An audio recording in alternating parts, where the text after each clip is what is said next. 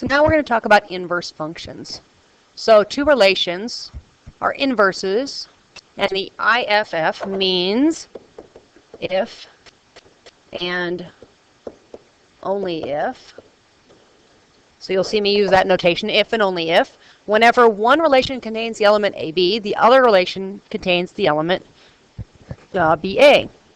Which means if I've got a relation and it's got 7, 1, 6, 2, and 9, and negative 2, then its inverse, the inverse, would contain the elements 1, 7, 2, 6, negative 2, 9.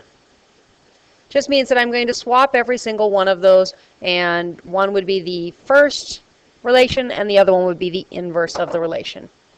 So that's all I'm talking about here.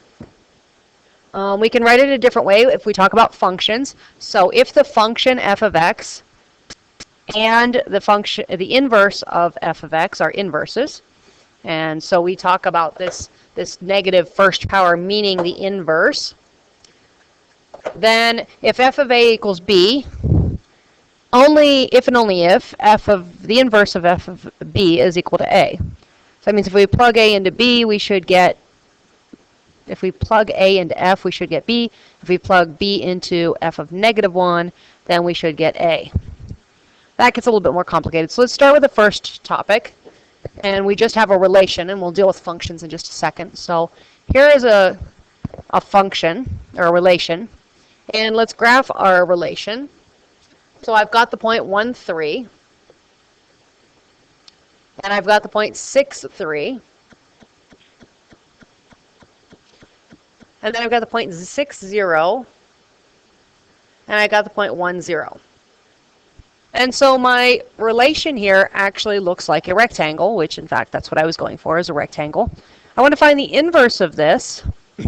So why don't I just draw my little rectangle in here so you can see it. So those are the vertices to my rectangle.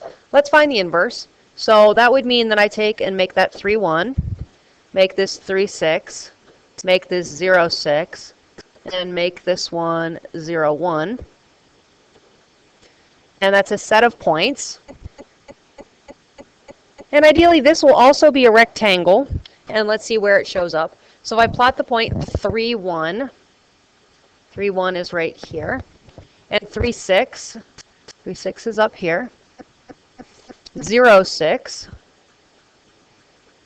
is back here. And 0, 1 is back here. And then I can sketch in my rectangle.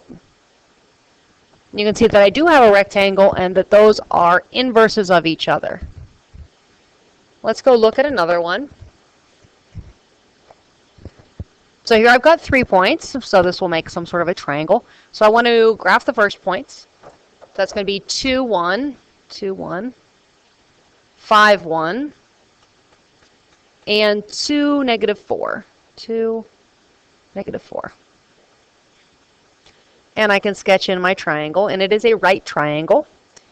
So let's find the inverse. The inverse would be 1, 2, 1, 5, and negative 4, 2. Again, taking the inverse, we just flop our x and y coordinates, and we get our inverse. So let's plot our inverse here. So I've got the point 1, 2, 1, 5, and negative 4, 2.